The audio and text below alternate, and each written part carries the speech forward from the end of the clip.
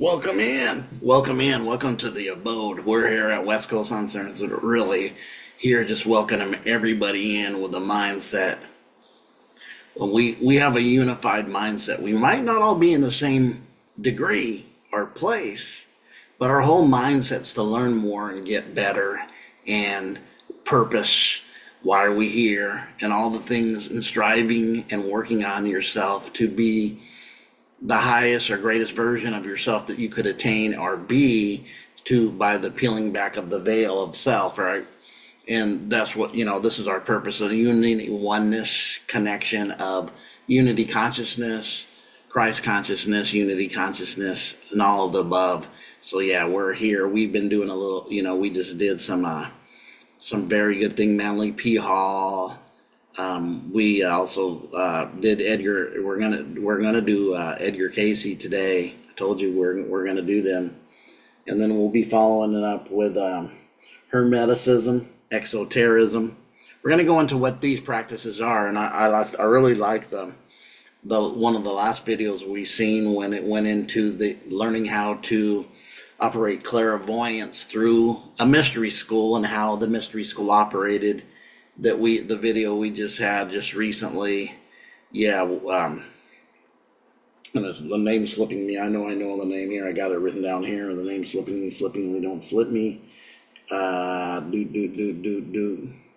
Rudolf Steiner. We did Rudolf Steiner. We did Carl Jung, and today we're doing Edgar Caycee. Manly P. Hall was the last, so we're going to do Edgar Caycee today. So without any hesitation, we might as well get into this because there's no time to waste.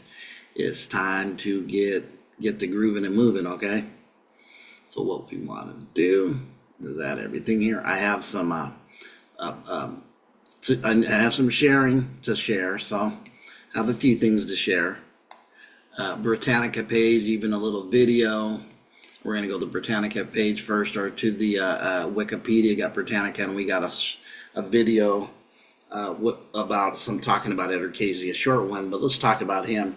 I know that somebody who has listened to my video, a friend of mine, learning about Edgar Caycee, had told me a while ago, was one of the things that spurred him waking up was a lot of stuff by Edgar Caycee.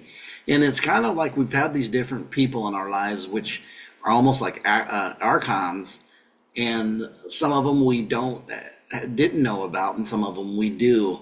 I started really going in the past or antiquity to find out in the past about some of these who were, definitely the ones I did recently were older people, and same here.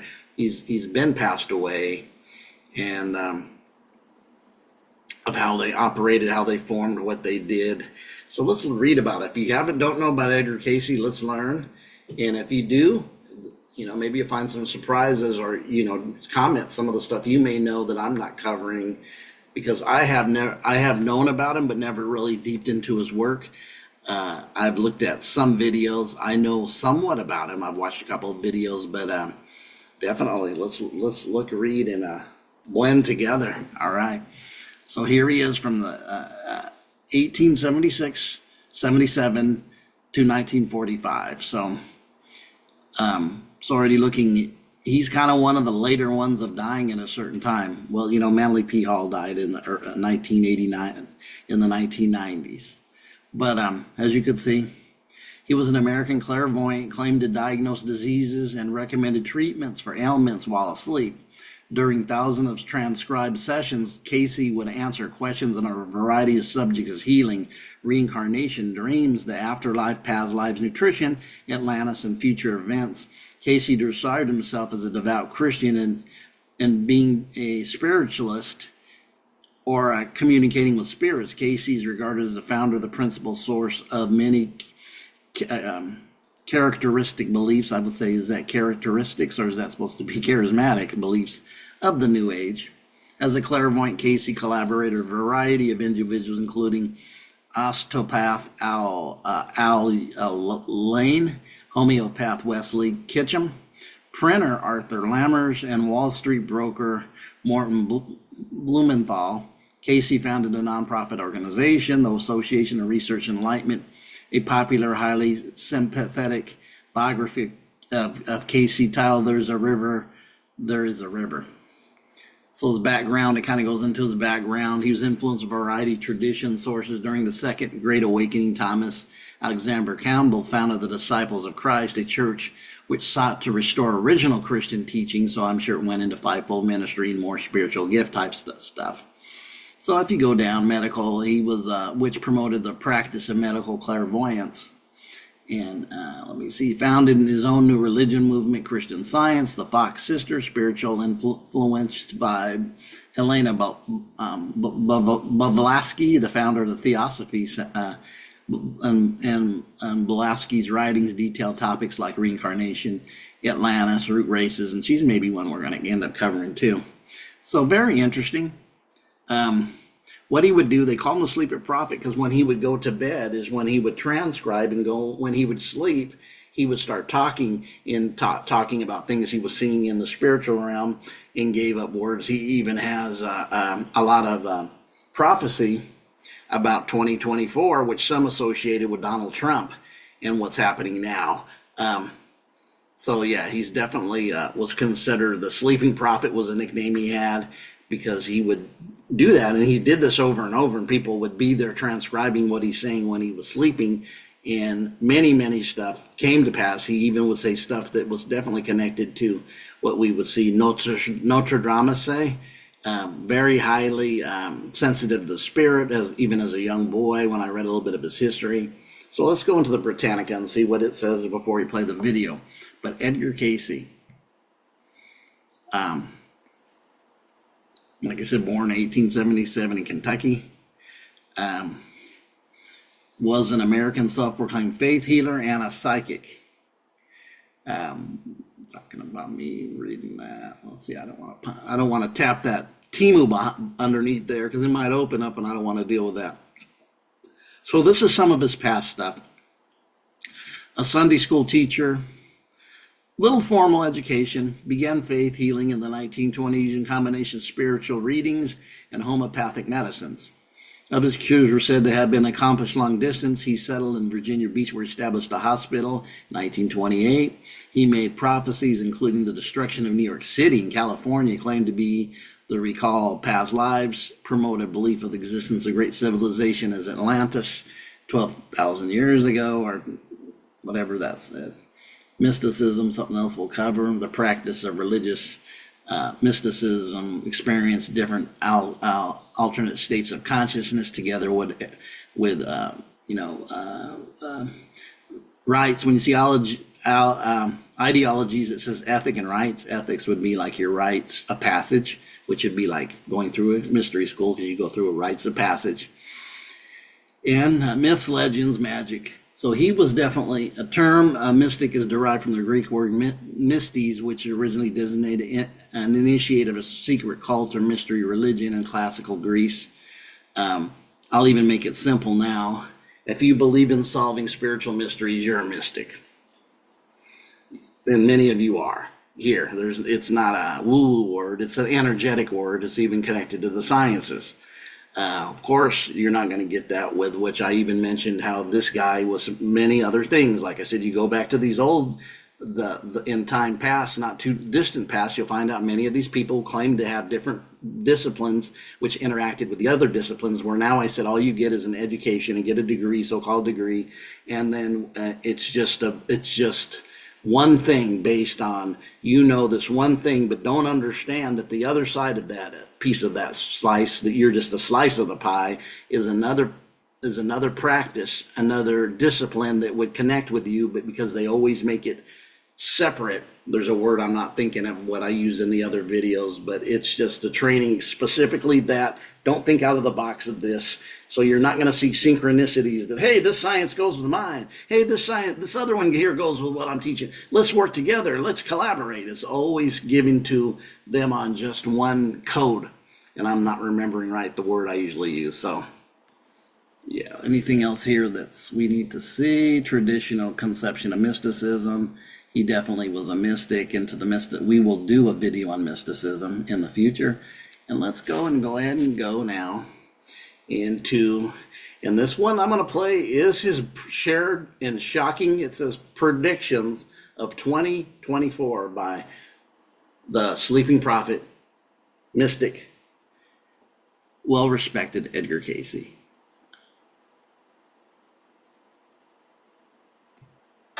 And that's what Edgar Caycee was talking about.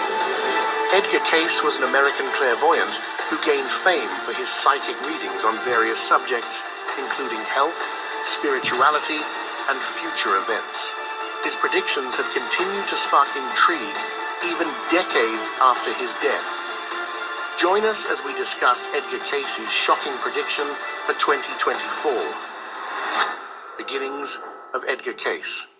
I know everyone's curious about Edgar's surprising prediction for 2024, but let's take it back to the beginning. The birth of a boy who would grow up to become one of America's most fascinating clairvoyants. Born on March 18th.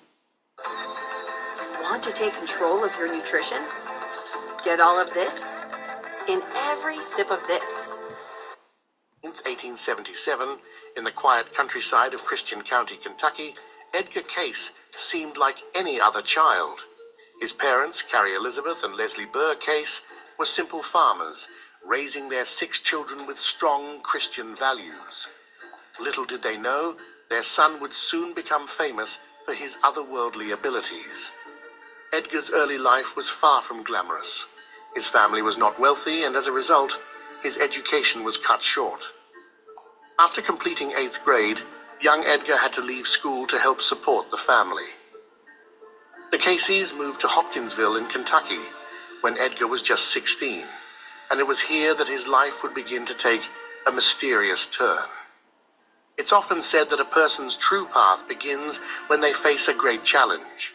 For Edgar, that challenge came in the year 1900 when he suddenly lost his voice. Imagine the frustration of a man whose livelihood depended on communication, now barely able to speak above a whisper. Edgar had been working as a traveling salesman, but with his condition, he had no choice but to quit and return to photography, a skill he had learned earlier. The loss of his voice puzzled doctors. No one could explain why this young, healthy man had become mute. His condition persisted for months, and Edgar, ever patient and deeply religious, turned to prayer for an answer. Then, one night, fate stepped in. A stage hypnotist by the name of Hart, known as the Laugh King. So it said something strange or something weird was getting ready to happen. We already went over the word weird, and this goes even right there. Many of you who maybe experienced some of this have went through health situations or strange phenomenons of your health or something weird. He lost his voice. So that means through this process, yeah, I can see it represents losing one side of your voice, maybe the lower side or something that's not allowing you to speak, and then it's going to be activated later with your throat chakra. But not surprising, he went through some struggles we all usually do who come through this process. Came to Hopkinsville to perform. Hart's act was typical for the times, full of comedic hypnotism, but something extraordinary happened during his show.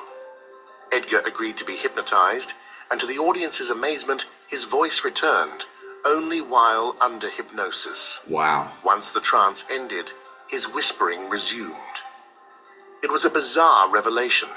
Edgar Cayce could speak perfectly well while in a hypnotic state, but not while fully awake. It wasn't long before word of this strange phenomenon spread. Locals began to wonder if there was more to Edgar's condition than a mere medical mystery. Could this man be connected to some higher power? Soon, people began seeking him out for help with their own ailments, hoping his trances might reveal more than just his voice. But it wasn't until Edgar met Al Lane, an osteopath with a background in electromagnetic therapy, that things truly began to change. Al Lane, intrigued by Edgar's condition, believed that there was more to these trances than met the eye. He proposed a daring experiment. What if, while in a trance, Edgar could diagnose his illness and potentially cure himself? Edgar, who was a deeply religious man and hesitant about anything that seemed spiritualistic, reluctantly agreed. On a fateful day in 1901, Al Lane put Edgar under hypnosis and asked him to describe his condition. To everyone's surprise, Edgar not only described his affliction, but also offered a treatment plan. Even more astonishing, once he followed his advice, his voice returned, this time for good. This success solidified a bond between Al Lane and Edgar, and soon the two began working together in what could only be described as a pioneering exploration of the human mind's potential. Edgar, while in a trance, could diagnose illnesses and prescribe treatments, not just for himself but for others as well. The accuracy of these readings astounded those who witnessed them, and word spread quickly through. Lots of money, Sorry real about competition. Why would you not want to make money with this app? Apologize. That app is called Get Audible. off here. throughout Kentucky. Sorry about that. Despite his growing fame, Edgar remained humble. He never charged for his readings, which added to his mystique. Who was this man who seemed to have access to hidden knowledge, yet refused to profit from it? Edgar continued to insist that his abilities were a gift from God, not something to be exploited. He maintained his deep connection to his Christian faith and avoided any association with spiritualism, a popular movement at the time. But even with his newfound success, life wasn't always easy for Edgar. Yeah, I guess He he's gonna faced find personal out. and financial challenges, including the destruction of his photography studio by 2 separate fires. In 1908, he declared bankruptcy. However, these setbacks did little to diminish his drive. If anything, they seemed to push him further into his role as a medical clairvoyant, eventually leading him to work with homeopaths and other unconventional healers. The relationship between Edgar Cayce and Al Lane, though fruitful, was not without its challenges. As Edgar's reputation grew, so did the demands on his time. Al Lane eventually left to pursue formal osteopathic qualifications, leaving Edgar to navigate his abilities largely on his own. Nevertheless, the foundation they built together during those early years was crucial in shaping Edgar's future work. Edgar Cayce's unlikely partnership. Next, we move to a pivotal chapter in Edgar Cayce's life. After gaining local attention for his trance-induced medical readings, Caycee crossed paths with a man who would elevate his mystical talents to a national stage, Dr. Wesley Ketchum. Wesley Harrington remember Ketchum, reading born about in him. 1878 in Lisbon, Ohio, was an educated man, having graduated from the Cleveland College of Homeopathic Medicine. His journey took him to Hopkinsville, Kentucky in 1910, where he first encountered Edgar's unique abilities. At the time, Edgar was gaining notoriety for his medical diagnoses made while in a hypnotic trance, a phenomenon that intrigued many but mystified even more. Wesley, a man of science with a keen interest in unorthodox practices, saw something remarkable in Edgar, and the two formed a partnership that would catapult Edgar into national attention. By October of 1910, the name Edgar Cayce began to circulate beyond the confines of Kentucky, thanks to an article published by the New York Times. Wesley, who had taken the opportunity to share Edgar's story with medical colleagues across the country, became a key figure in spreading the word about this strange phenomenon. However, despite the growing interest in Edgar's abilities, the partnership between him and Wesley began to fray. Edgar, a deeply religious man who believed his gift was meant to help others freely, started to grow uneasy with the commercial direction Wesley seemed to be steering things. Wesley had even gambled with their funds at one point, which Edgar found unforgivable. By 1912, Edgar decided enough was enough and left Wesley behind, returning to his photography roots in Selma, Alabama. The move to Selma marked a new chapter for Edgar, both personally and professionally.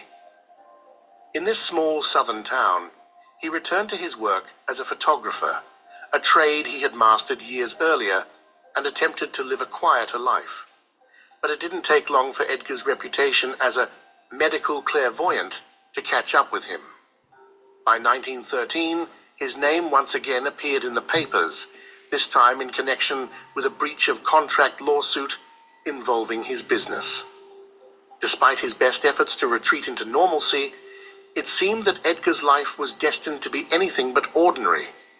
In his Selma period, Edgar faced some personal challenges.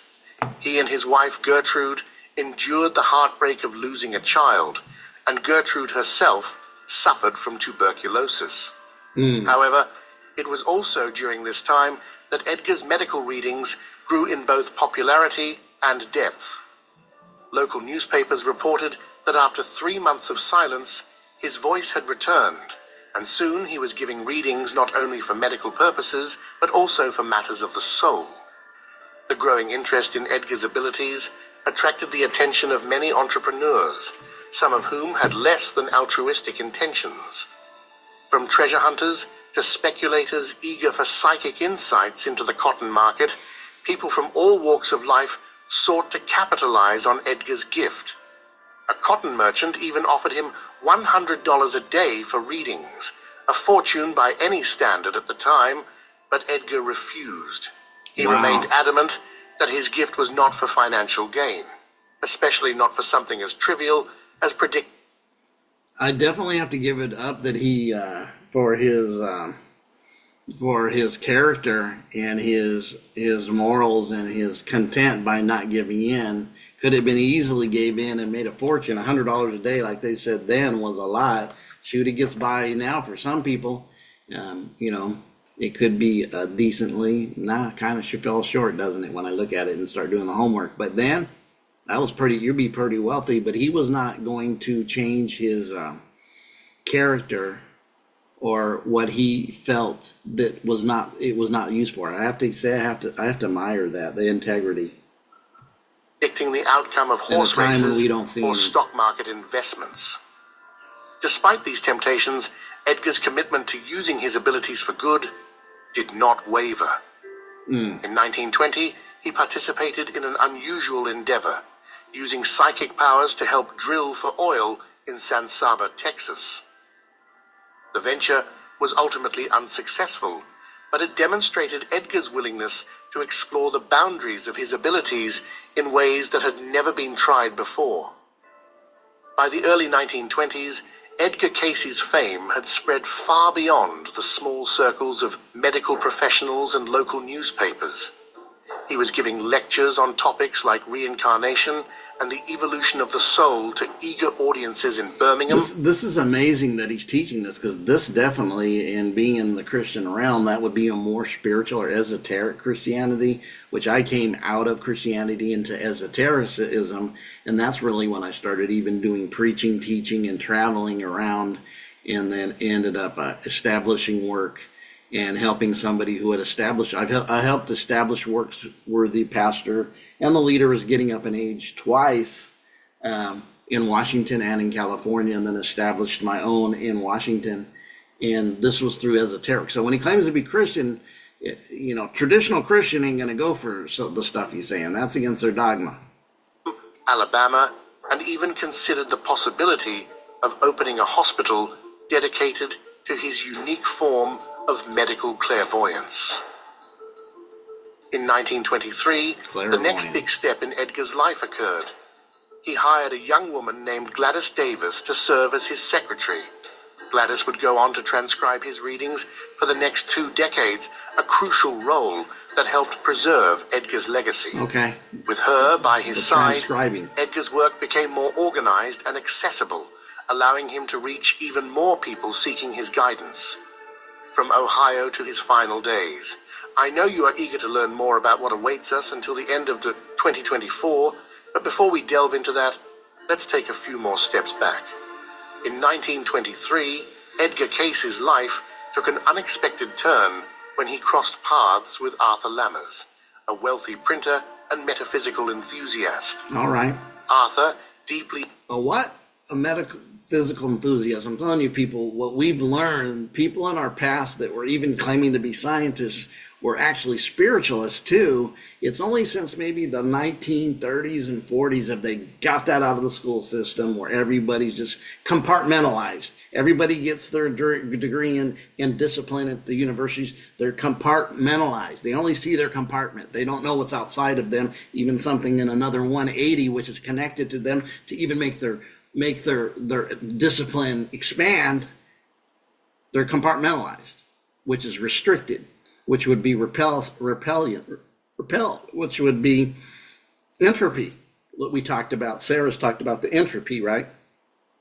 Kind of like we go through entropy when we get injured and don't do the physical therapy on our leg, body, arm, wrist, wherever it is. And you notice that part, if you don't do the work, they call it entropy. Why?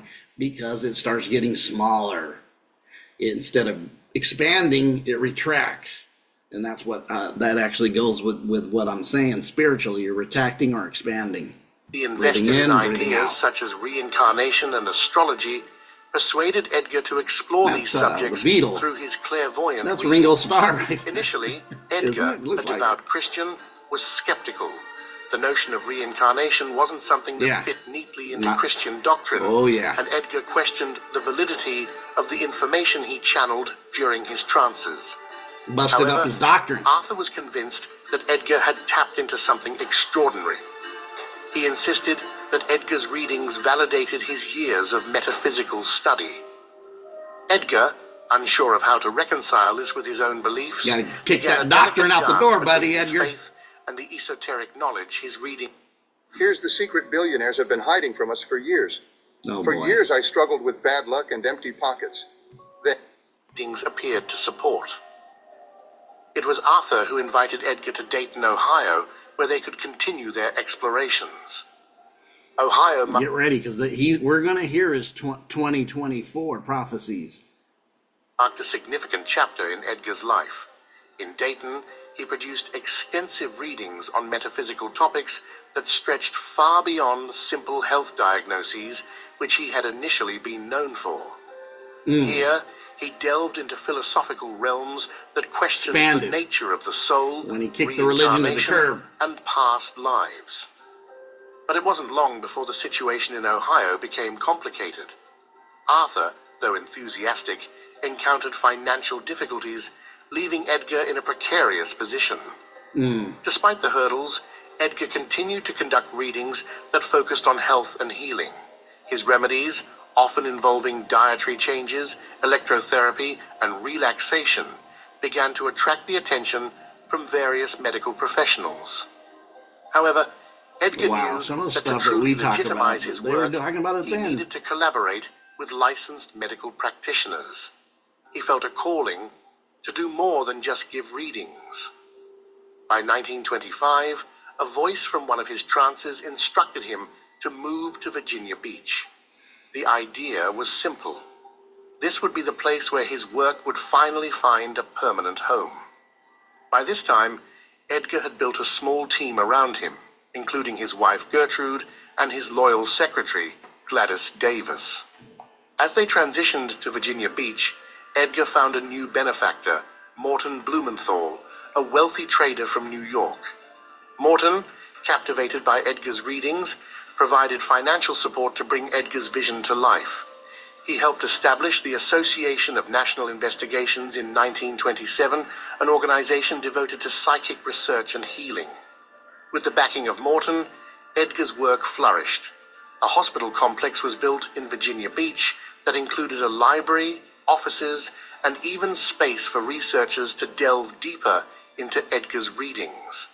He aimed to create a system where remedies could be tested and refined, making his work more scientifically rigorous. Edgar collaborated with various specialists, including Shankar Beese, a chemist who also used clairvoyance to develop treatments. Together, they produced medicines like atomidine, a popular iodine-based remedy. However, as the stock market crashed in 1929 and the Great Depression took hold, Morton's financial support began to wane. Ambitious plans to expand the hospital and create a university centered on Edgar's teachings faltered.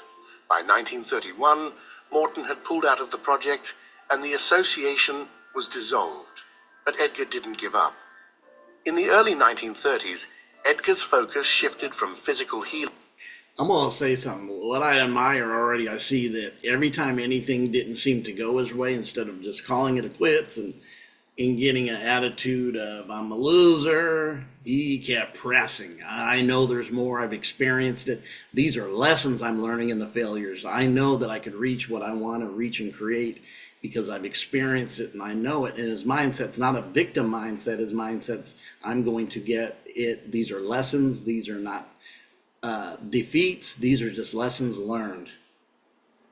Healing to spiritual growth. His followers asked him how they could develop psychic abilities of their own.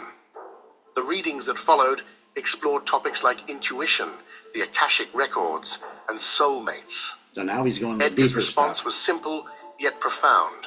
The purpose of life wasn't to become psychic, but to become more spiritually aware. Yeah. He started small study groups, which later became a central part of his legacy. These groups focused on personal transformation through meditation, prayer, and the study of spiritual principles. In 1931, Edgar officially founded the Association for Research and Enlightenment, or AR, which would become his lifelong organization. The AR helped insulate Edgar from legal trouble, as fortune-telling was illegal in many states. Sorry, another commercial. I'll get rid of it as soon as I can. The EVE Online is a vast universe. Bye. States. By requiring individuals to join the association and pay a membership fee, Edgar was able to distance himself from accusations of being a mere fortune teller. Nevertheless, he faced legal challenges in 1931, when he was briefly arrested for pretending to tell fortunes. Though the charges were dismissed, it was a stark reminder of the fine line he walked. His readings expanded into subjects like ancient civilizations, including Atlantis and Egypt. As the 1940s dawned, Edgar's work reached a national audience.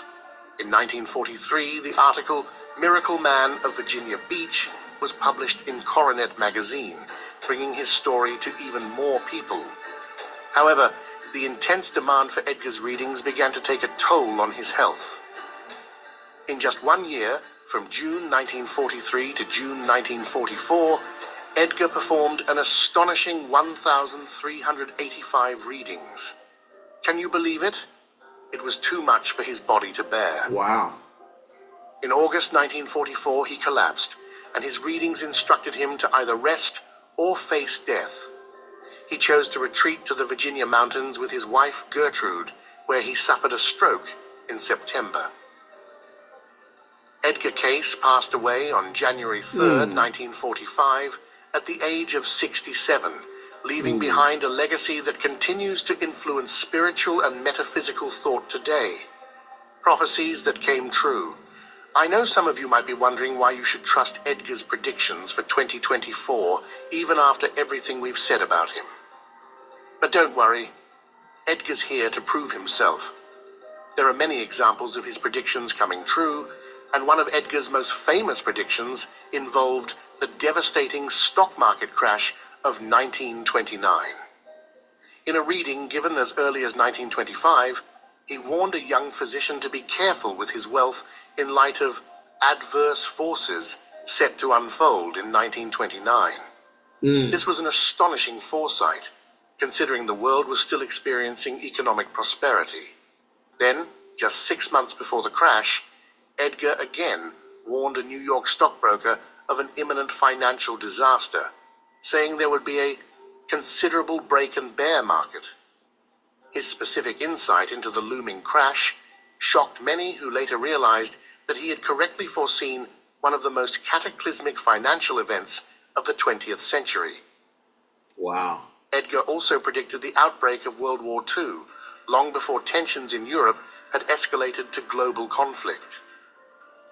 In 1935, during a reading for a young man concerned about world affairs, Edgar described a world at war, with specific reference to countries like Germany, Austria, and Japan aligning themselves for future militaristic efforts. Wow, World War II. His mention of the Nazi regime and their drive for power was eerily accurate, given that at the time, many still hoped diplomacy might avert war. However, as Edgar predicted, these militaristic movements sparked a war that would engulf nearly the entire world. Another striking prophecy came in 1936 when Edgar predicted a future shift in the Earth's poles. Though this prediction sounded far-fetched at the time, modern science is catching up. Recent studies have revealed fluctuations in the Earth's magnetic field, particularly in the South Atlantic, where the magnetic shield is weakening.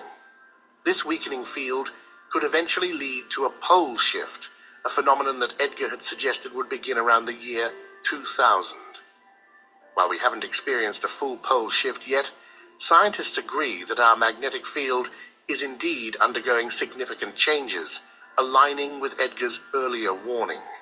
In 1929, Edgar also foresaw the consolidation of communications companies like American Telephone and Telegraph and International Telephone and Telegraph. He spoke of a future where various communication channels, telegraph, telephone, and radio would be merged under one cohesive system. Today we see this prediction fulfilled as telecommunications companies continue to expand and integrate, forming massive corporations that span across different communication platforms. This convergence not only made business sense, but also revolutionized how people connect across the globe. Edgar frequently mentioned a little-known Jewish sect called the Essenes. You, my friend, are being scammed into paying for your TV channels. Here's how you can watch TV. In his apologize again. The scenes. Long before the discovery of the Dead Sea Scrolls in 1947, Edgar described the Essenes in vivid detail, noting their spiritual practices and close connection to the teachings of Jesus. After his death, archaeologists uncovered the Dead Sea Scrolls, which confirmed the existence and practices of the Essenes just as Edgar had said. This revelation added credence to his ability to tap into historical knowledge that was yet to be discovered by mainstream historians. Essenes would be Gnostics. In 1927, Edgar made a statement that would have seemed like science fiction at the time. The idea that one day a simple drop of blood could be used to diagnose various health conditions. He described blood as a reflection of the body's overall condition, predicting a future where medical science could analyze blood to detect illnesses. Fast forward to today, and modern medicine has made Edgar's prophecy a reality. Blood tests now serve as a crucial diagnostic tool, offering insights into everything from infections to genetic disorders and even cancers. Edgar's vision was astonishingly accurate and ahead of its time. What awaits us in the future? Now let's dive into what Edgar has predicted for the future. First, one of Edgar's more hopeful predictions centers around the idea that human lifespans will extend far beyond what we currently experience. Sure, people are living longer today than in the past, but Edgar suggested that in the future, human beings could live much longer lives, healthy, vibrant ones at that. He believed that aging could be significantly slowed down, even suggesting that the human body could overcome many of the natural conditions that lead to deterioration. With advances in medicine, biotechnology, and our understanding of aging, it's not far-fetched to think that this prophecy could be inching closer to reality. Imagine what life would be like if people lived well past 100 with the energy of someone half that age. It could transform society, careers, family dynamics, everything. While we haven't reached those heights yet, developments in longevity research are constantly making headlines. Could Edgar's vision for a longer, healthier human life still be ahead of us?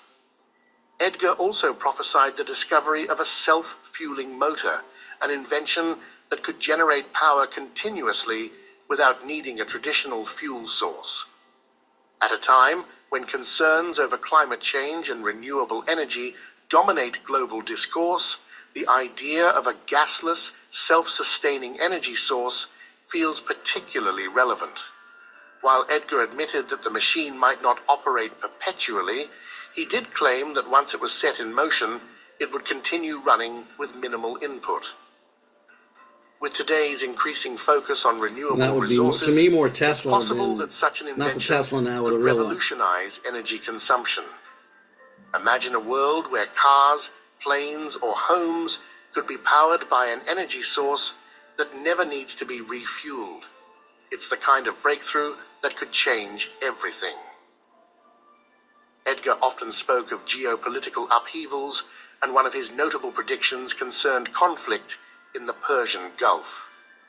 He mentioned strife in Libya, Egypt, and Syria, regions that have certainly seen their share of unrest.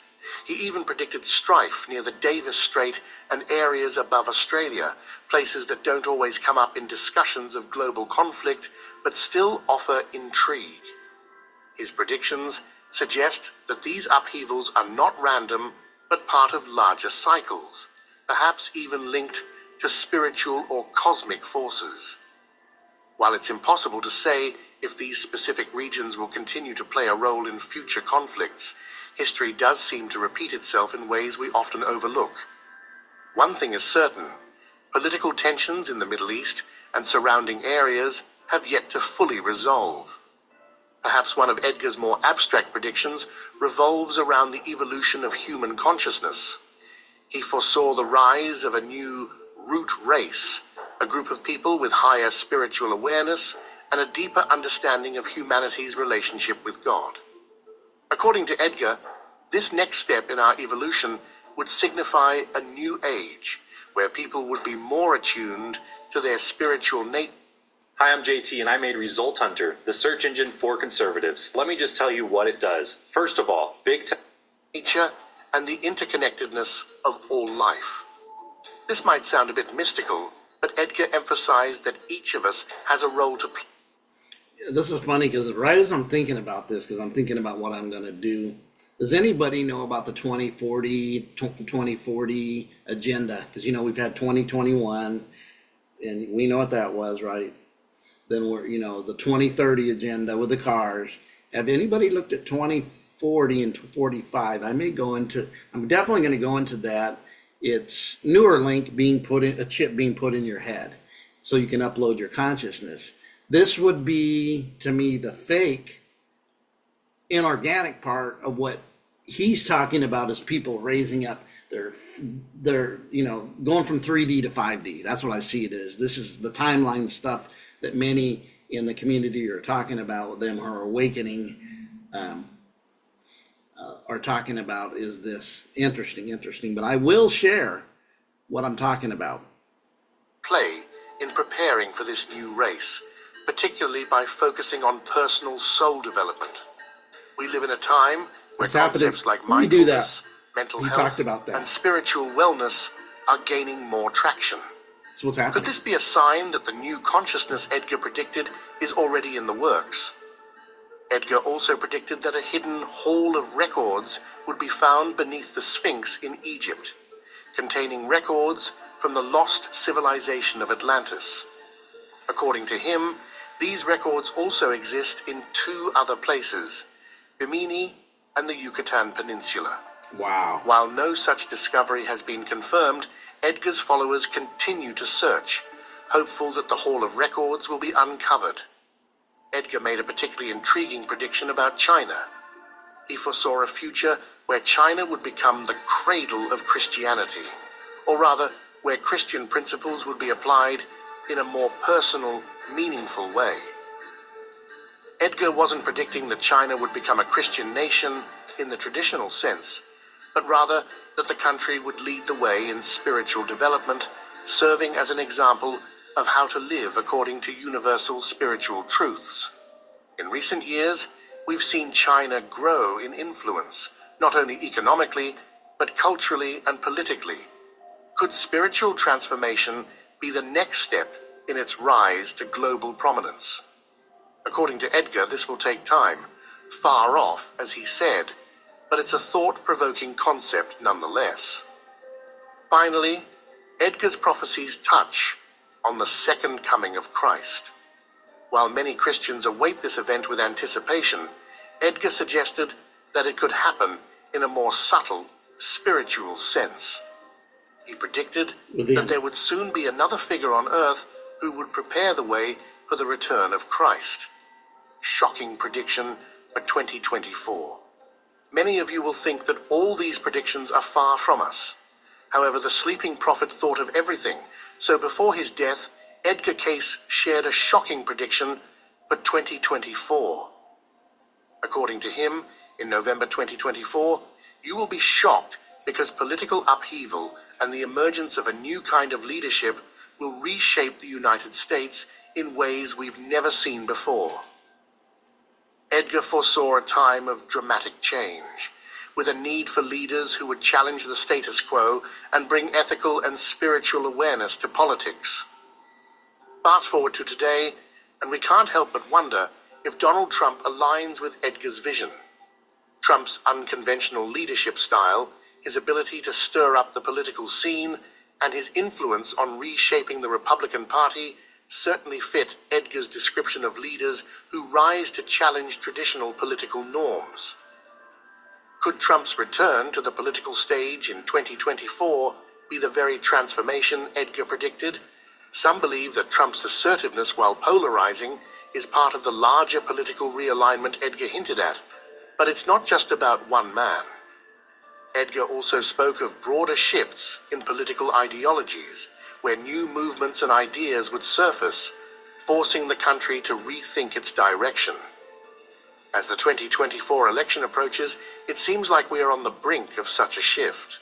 Whether Trump or another figure takes the helm, Edgar's foresight about leaders with bold visions guiding the nation through uncertain times is something we can't ignore. Will the 2024 elections fulfill Edgar's prophecy of radical transformation, or are we still waiting for the true leader he envisioned? Let us know in the comments and subscribe to our channel for more.